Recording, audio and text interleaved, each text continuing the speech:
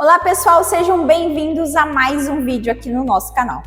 Após explorarmos a anatomia topográfica da cabeça e pescoço e depois mergulharmos na complexidade da cavidade torácica, é hora de subir mais um degrau e estudar uma região muito rica, a cavidade abdominal. Hoje vamos entender como essa região está dividida anatomicamente, abrangendo órgãos importantes como fígado, pâncreas, baço, intestino e outros que são essenciais para o funcionamento do organismo animal. Bora lá? O estômago dos cães, ele é unicavitário e também glandular e vai armazenar de forma transitória o alimento e também regular o seu transporte para o intestino delgado. Ele é dividido em parte cárdica, fundo gástrico, corpo gástrico e também parte pilórica. A mucosa gástrica, ela possui pregas gástricas e também apresenta foveolas gástricas. As foveolas gástricas é o local no qual desembocam os ductos das glândulas secretoras do estômago. E essas foveolas podem ser vistas a olho nu. Já as glândulas gástricas, elas vão produzir muco contra o suco gástrico e também a sua acidez.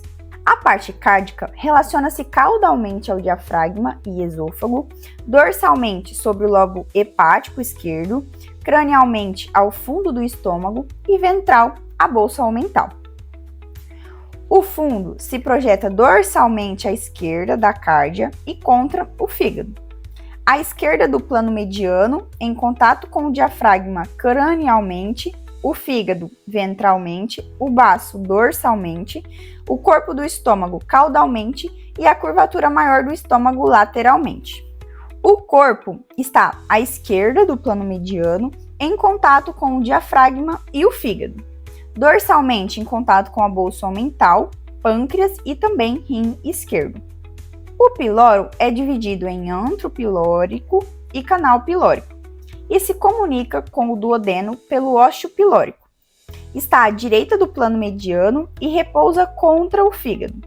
Dorsalmente, ele se relaciona com o pâncreas, lateralmente a curvatura menor do estômago e caudalmente o duodeno. A curvatura maior está voltada principalmente para a esquerda, em direção ao baço e ventral, e repousa na margem ventral do fígado e no ligamento falciforme, e está conectado ao baço pelo aumento maior. A curvatura menor, ela é presa à veia porta do fígado pelo aumento menor.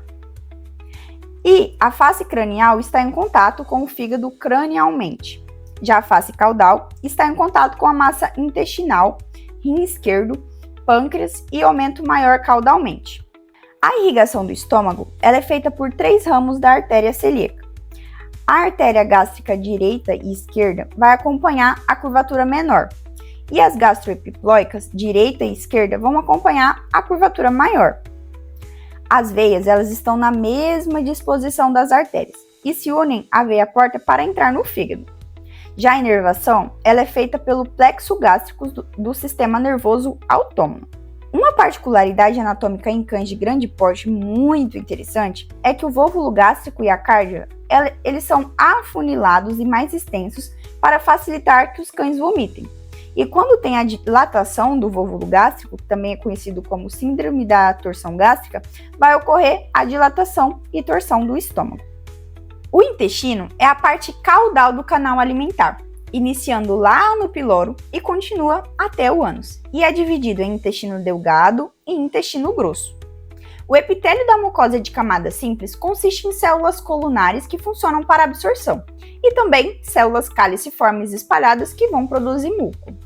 As glândulas intestinais microscópicas, ou seja, as criptas, elas se abrem na superfície entre as bases das vilosidades e aumentam a área de contato com o alimento. O tecido linfático da parede intestinal é a primeira linha de defesa contra micro-organismos, com linfócitos espalhados por toda a mucosa.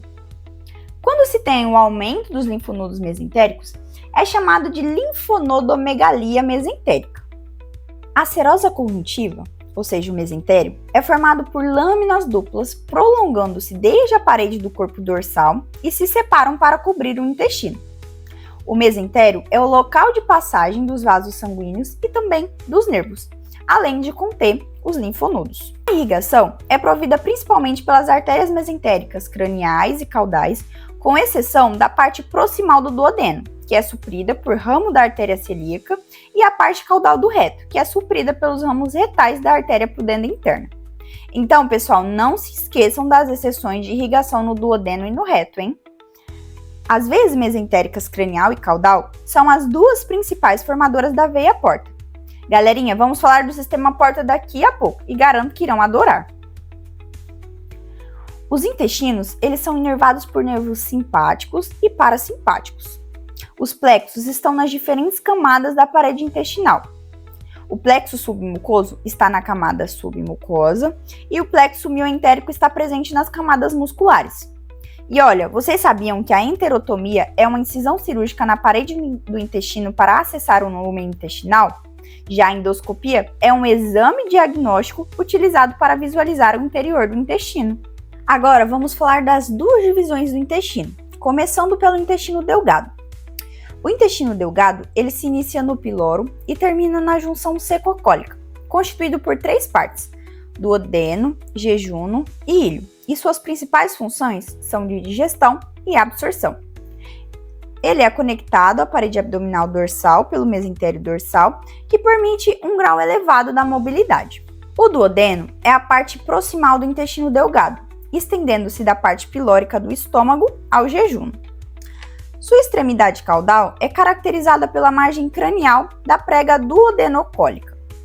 O mesentério do duodeno descendente inclui o lobo direito do pâncreas.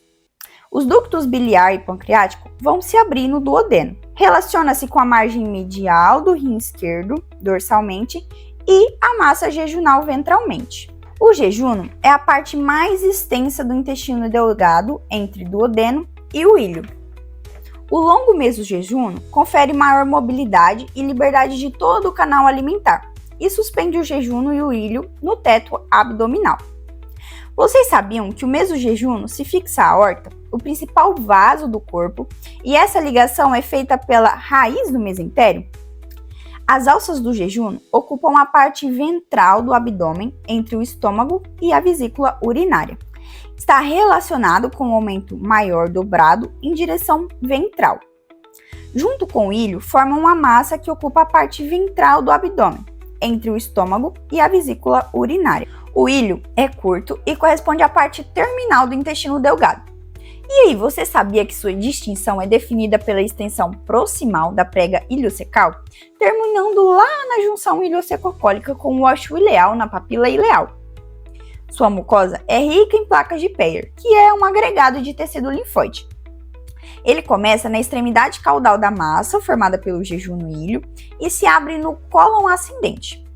E além disso, está ventral, a primeira ou segunda vértebra lombar. Agora vamos falar sobre a segunda parte do intestino, o intestino grosso, que se inicia após o ilho e até o reto, sendo dividido em seco, cólon e reto. A mucosa do intestino grosso difere da mucosa do intestino delgado por não apresentar vilosidades intestinais, e sua função é a reabsorção de água, e isso explica a desidratação do conteúdo fecal. O seco é a primeira parte do intestino grosso, se comunicando com o ilho pelo ósseo ileal e com o colo pelo ósseo secocólico. Está na metade direita do abdômen e se fixa ao ilho pela prega iliocecal. Ele se orienta crânio-caudalmente, comunicando-se com o colo ascendente. Repousa à direita da raiz do mesentério e está relacionado ao rim direito dorsalmente, ao duodeno descendente, ao pâncreas lateralmente e ao jejuno ventralmente, e repousa abaixo da segunda articulação lombar. O cólon assume um trajeto cranial até a raiz do mesentério e sua descida é quase reta à esquerda, em direção à pelve, que entra dorsal à bexiga e ao útero. Divide-se em cólon ascendente, transverso e descendente. O cólon ascendente é curto e passa cranialmente à direita. Já o cólon transverso passa da direita para a esquerda, cranial à raiz do mesentério. E o cólon descendente é longo e passa à esquerda da raiz do mesentério caudalmente, onde, ao atingir a cavidade pélvica, prossegue como reto. O cólon ascendente repousa à direita, entre o duodeno descendente e a raiz do mesentério, e geralmente entra em contato com a parte pilórica do estômago. O cólon transverso segue da direita para a esquerda, cranial à raiz do mesentério e ventral ao lobo esquerdo do pâncreas. O cólon descendente é dorsalmente relacionado ao rim esquerdo e aos músculos sublombares, e ventralmente à massa jejunal e pode repousar contra a parede abdominal esquerda. O reto é a continuação do cólon descendente, porém na cavidade pélvica. Passa caudalmente, sendo a parte mais dorsal das vísceras pélvicas, suspensos pelo mesorreto, e sua parte terminal é totalmente retroperitoneal. O reto se dilata e forma a ampola retal. Une o canal anal ventral à segunda ou terceira vértebra caudal. A parte caudal fica inteiramente retroperitoneal, ou seja, fora da cavidade peritoneal. Dorsalmente relacionado aos músculos ventrais da cauda e determinados feixes musculares lisos, que seguem caudalmente da parede retal à superfície ventral da cauda.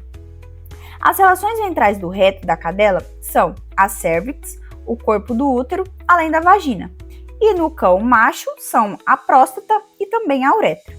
Agora falando sobre o ânus, o canal anal ele é curto e constitui a parede terminal do canal alimentar.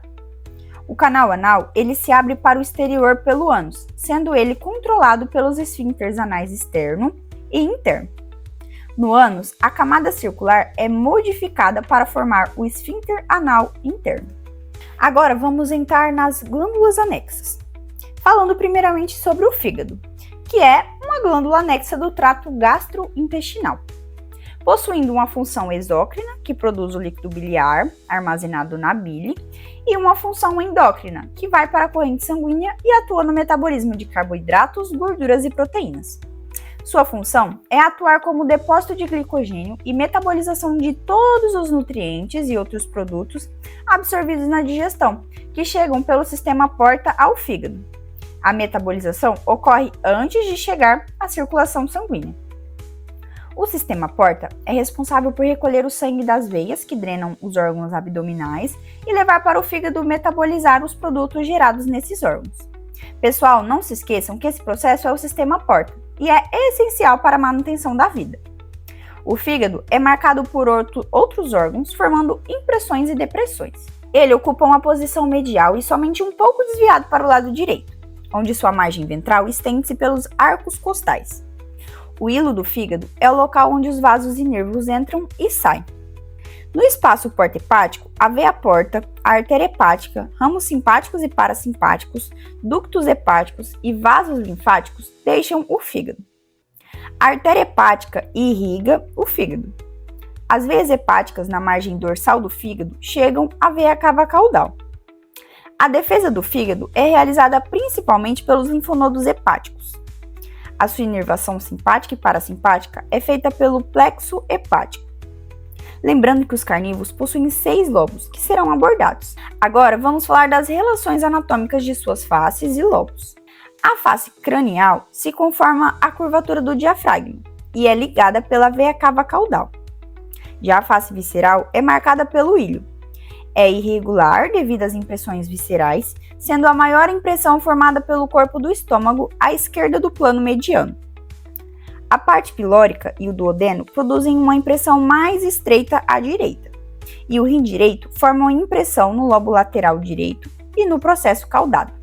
O lobo lateral esquerdo está separado do lobo medial esquerdo por uma fissura, onde sua superfície visceral está em contato com o estômago. O lobo medial esquerdo também tem uma fissura que o separa do lobo medial direito e o lobo quadrado, e nele passa a veia umbilical que penetra o fígado, e relaciona-se com o corpo do estômago e também o esôfago. Já o lobo quadrado está entre os lobos mediais direito e esquerdo e forma o limite esquerdo da vesícula biliar. O lobo lateral direito está junto ao lobo caudado e envolve a extremidade cranial do rim direito. Faz contato com o duodeno descendente e dorsalmente com o lobo medial direito. O lobo medial direito separa-se do lobo quadrado por uma fissura que aloja a vesícula biliar e mantém contato com o piloro do estômago e duodeno cranial. O lobo caudado está separado da maior parte do fígado. Está à direita e dorsal de forma transversa. É contraído no centro, onde passa a veia porta ventralmente, e a veia cava caudal passa dorsalmente. pode ser dividido em processo caudado e processo papilar. O processo caudado cobre o polo cranial do rim direito e possui a impressão renal, projetando-se caudalmente. O processo papilar está em contato com a curvatura menor do estômago e o esôfago, projetando-se medialmente. A anatomia do fígado é importante clinicamente para a identificação de algumas doenças, como cirrose hepática e shunts portosistêmicos, e em exames como a biópsia hepática e também em triagens enzimáticas. A vesícula biliar tem como função armazenar e desidratar a bile, que é produzida no fígado. A bile atua na emulsificação de gorduras. A vesícula biliar está entre os lobos hepáticos medial direito e quadrado, e seu fundo tem relação com o diafragma e surge na face visceral do fígado. Os ductos císticos hepático e colédoco são responsáveis pela drenagem da vesícula biliar. O ducto hepático corresponde à união de ductos biliares intrahepáticos. O ducto colédoco vai unir o ducto hepático ao duodeno. Já o ducto cístico conecta a vesícula biliar ao ducto hepático e desemboca na papila duodenal maior no duodeno, levando a bile. As glândulas adrenais, elas são pares, consideradas endócrinas e estão localizadas crânio-medialmente ao rim correspondente. São retroperitoneais no abdômen, assimétricas e também irregulares. Lembrando que elas não possuem relação funcional com os rins. A glândula adrenal direita está mais cranialmente e fica próxima à veia cava caudal. Localiza-se ventralmente ao processo transverso da última vértebra torácica, com seus 2/3 craniais recobertos pelo processo caudado do fígado. Já a glândula adrenal esquerda alcança a aorta abdominal. Tem sentido dorso-ventral, está posicionada ventral ao processo transverso da segunda vértebra lombar. Caudal, a origem da artéria mesentérica cranial, e adjacente, a origem da artéria frênico-abdominal. São constituídas por um córtex externo, com cor mais clara, e estrias radiais, e uma medula interna que é mais escura. O córtex adrenal produz hormônios e é dividido em zona glomerulosa, zona fasciculada e zona reticular. A zona glomerulosa produz os mineralocorticoides, como exemplo, a aldosterona. A zona fasciculada produz os glicocorticoides, como cortisol e também corticosterona. Uma curiosidade, pessoal, é que a corticosterona está em aves e roedores, ao contrário dos mamíferos, onde é o cortisol. Vocês sabiam que a síndrome de Cushing é uma doença que causa problemas na produção de cortisol e ela atinge mais cães de meia idade e também os idosos? Já a zona reticular produz os andrógenos adrenais, como a testosterona. Já a medula da adrenal produz adrenalina, que é responsável pela coordenação da resposta corporal ao estresse agudo, juntamente com o sistema nervoso autônomo. A irrigação das adrenais é feita pela aorta abdominal, artéria renal, artéria abdominal cranial e artéria frênica caudal. A inervação é feita pelo nervo esplânico. Os linfonodos formam uma rede capilar no interior do parênquima, que é a parte funcional dos órgãos, e drenam para os linfonodos aórticos lombares. Galera, uma curiosidade é que a doença de Addison é uma outra doença da adrenal, e é uma condição onde ela não produz hormônios esteroides de forma suficiente. Agora vamos falar um pouquinho sobre o baço, que é um órgão que atua no sistema circulatório e também imunológico. Ele está conectado ao estômago pelo ligamento gastroesplênico, o que faz ele mudar de posição a depender do grau de enchimento do mesmo. Ele repousa de maneira mais ou menos vertical contra a parede abdominal esquerda. O aumento maior é fixado em seu ilho, por onde chega a veia esplênica oriunda da artéria celíaca que faz sua irrigação. Galerinha, a veia esplênica ajuda no controle da pressão sanguínea, porque seu sangue chega à veia porta que falamos anteriormente. O hilo do baço também possui os linfonodos esplênicos, que fazem a drenagem linfática. Sua inervação simpática e parasimpática é feita pelo plexo celíaco. Ele pode ser retirado na cirurgia chamada esplenectomia, sem causar problemas no organismo do animal, já que outros órgãos assumirão suas funções. A artéria gastroepiploica esquerda deve ser mantida em sua parte, porque irriga a curvatura maior do estômago, a fim de evitar isquemia gástrica, ou seja, necrose do tecido gástrico. Sua extremidade dorsal chega ao pilar esquerdo do diafragma, passando entre o fundo gástrico e o polo cranial do rim esquerdo, sobre a proteção das duas últimas costelas. A extremidade ventral ela é maior, podendo atravessar a linha média ventral e ficar abaixo das cartilagens costais do lado direito. Já a face parietal entra em contato dorso ventral com o diafragma, o arco costal e os músculos abdominais. Já a face visceral é dividida pela crista hilar em uma faixa cranial relacionada ao estômago e uma faixa caudal relacionada ao rim esquerdo e ao intestino. Outra curiosidade é o hemangiosarcoma esplênico, que é um tumor maligno e agressivo nas células dos vasos sanguíneos do baço, podendo causar o rompimento dos vasos e também hemorragias, além de ter alta taxa de metástase. E agora, para finalizar, vamos falar do pâncreas, que é uma glândula anexa do sistema digestório. Ele é dividido em dois lobos, um esquerdo e um direito, além de um corpo. Seu lobo esquerdo é direcionado caldo-medialmente e atravessa o plano mediano atrás do estômago, terminando contra o rim esquerdo. Sua face dorsal é atravessada pela veia porta hepática, onde o lobo encosta no hilo do fígado, à direita do plano mediano.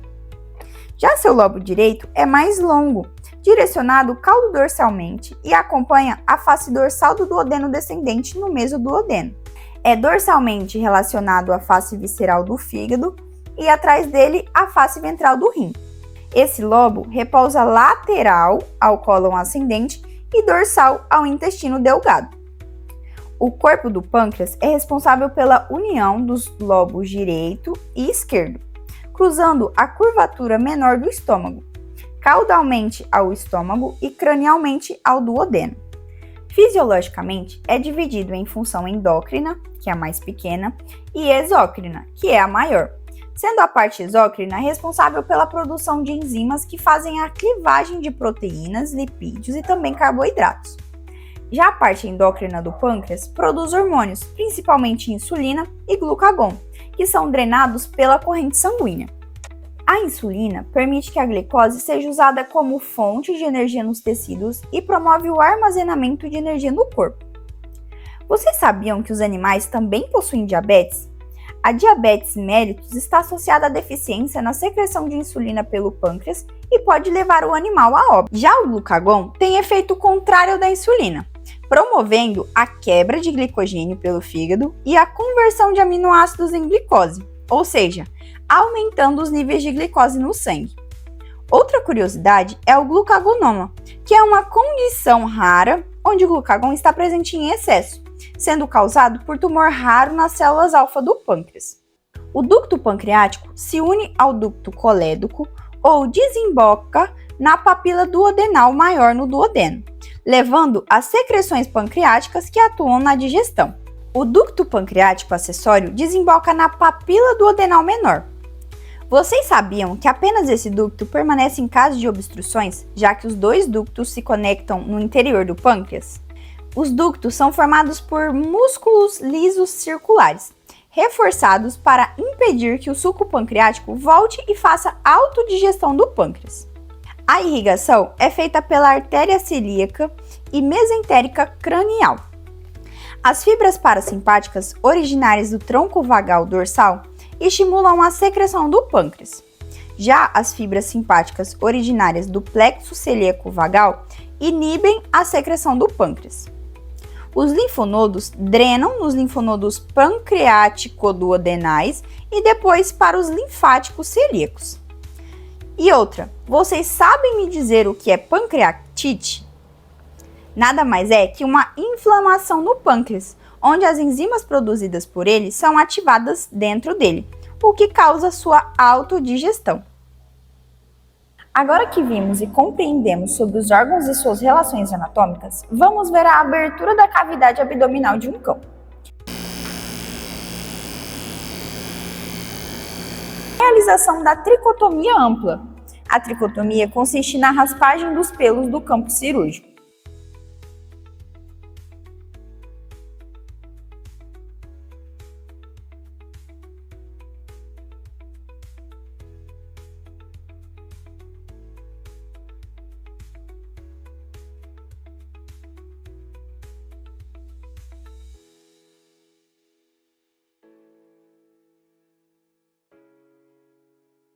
Primeiro, devemos avaliar onde será feita a incisão com o bisturi número 24. No vídeo foi realizada a incisão pré-retroumbilical. Realizar a incisão da pele, evitando a incisão da região de prepúcio, passando-se lateralmente nesta região.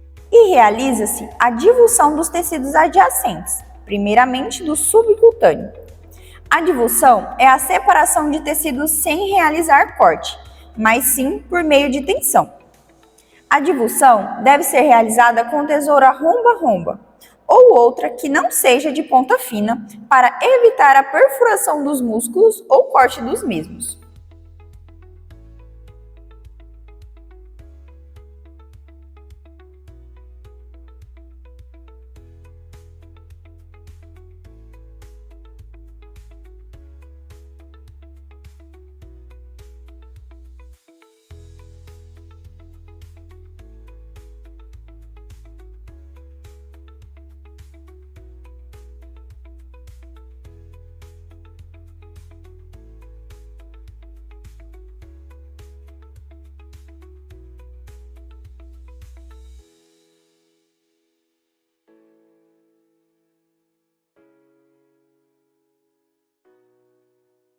Visualizamos o aumento do campo de incisão por meio do corte com tesoura romba-romba.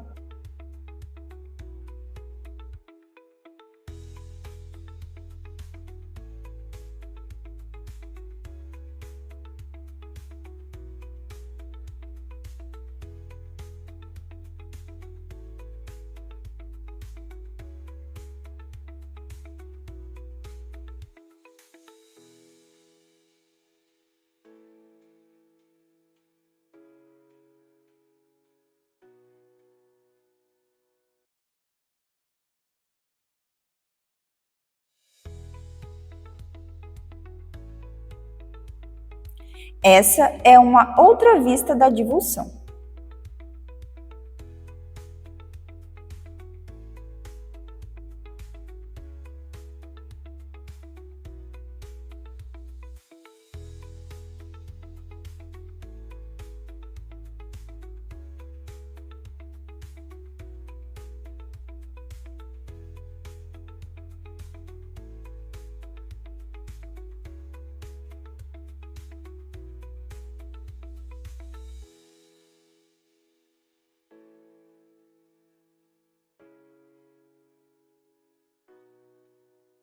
Conseguimos visualizar a linha alba após a divulsão, que é a parte branca presente medialmente.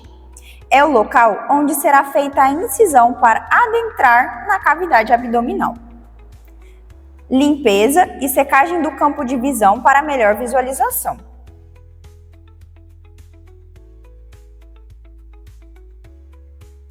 Devemos utilizar pinças dente de rato em ambos os lados da linha alba e fazer a incisão com o bisturi voltado para cima, para não correr o risco de perfurar órgãos abdominais aderidos ou não à parede abdominal.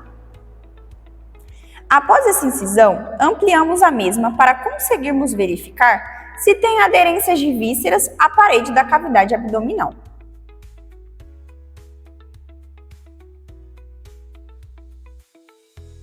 Após a verificação, é feito o corte dos músculos na aponeurose, ou seja, na linha alba, com uma tesoura romba-romba, permitindo a visualização dos órgãos.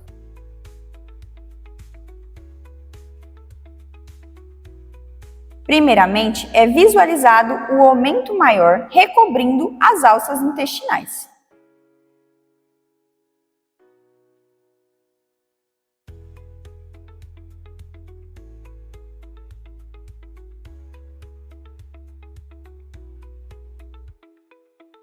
Agora, houve a exposição do baço por meio de tração.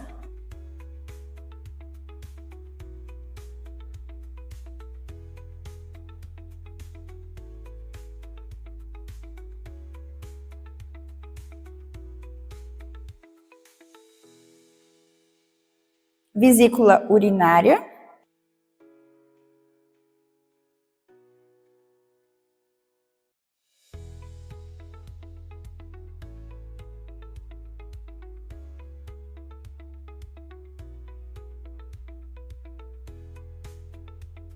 estômago. Essa é outra visão no qual a incisão foi ainda mais ampliada.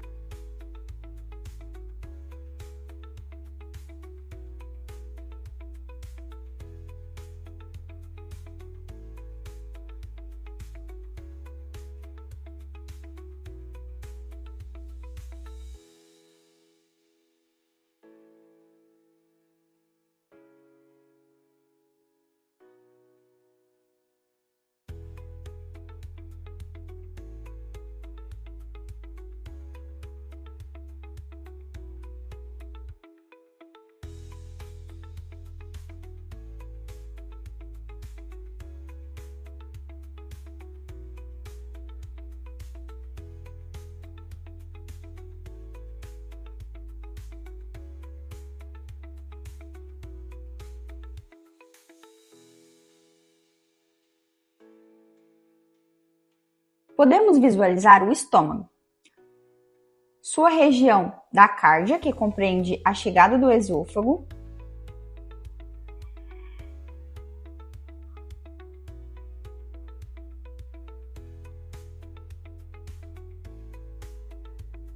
as regiões de corpo, fundo,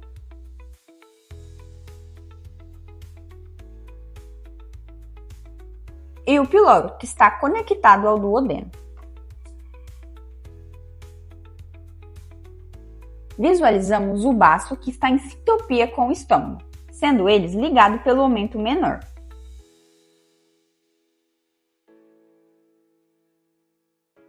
Vemos a região do hilo do baço, que é a chegada de estruturas ao órgão. Visualizamos a face visceral do fígado, caudalmente ao diafragma e seus lobos. Observamos o processo caudado do lobo caudado, o lobo lateral direito, o lobo medial direito, a vesícula biliar em uma fossa no lobo quadrado, o lobo quadrado,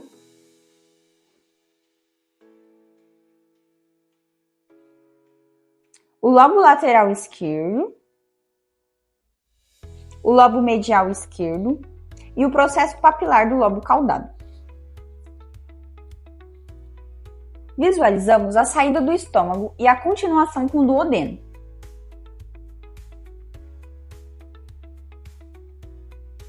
Do pâncreas no duodeno e seus lobos.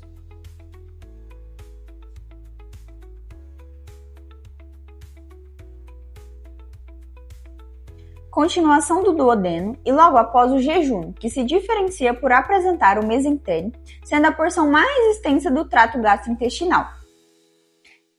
Jejum,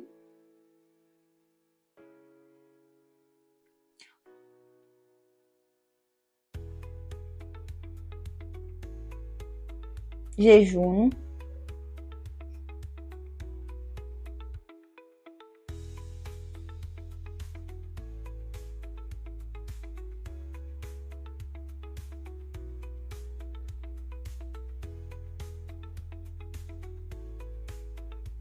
jejum,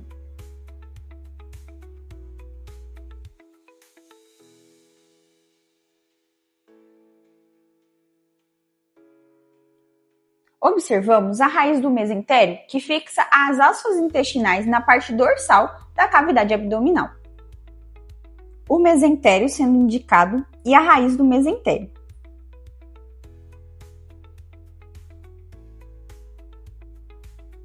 Agora a continuação do jejum.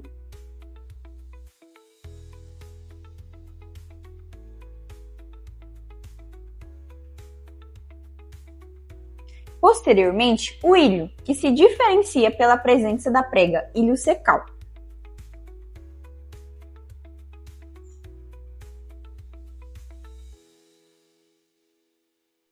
Prega iliocecal.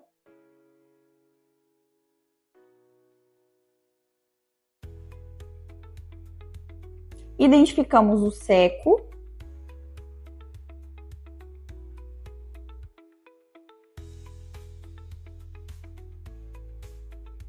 Cólon.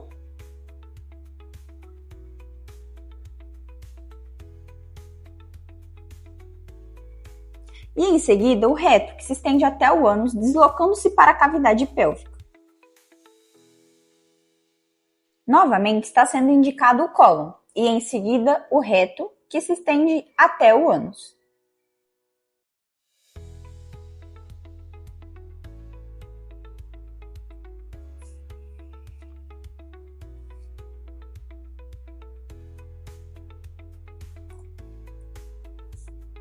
E ali temos a região de ânus. Concluímos mais uma etapa importante com a cavidade abdominal. Então, segue nosso canal, deixe já o seu like e não se esqueça de ativar o sininho para se aprofundar nos estudos da anatomia topográfica. Obrigada e até a próxima!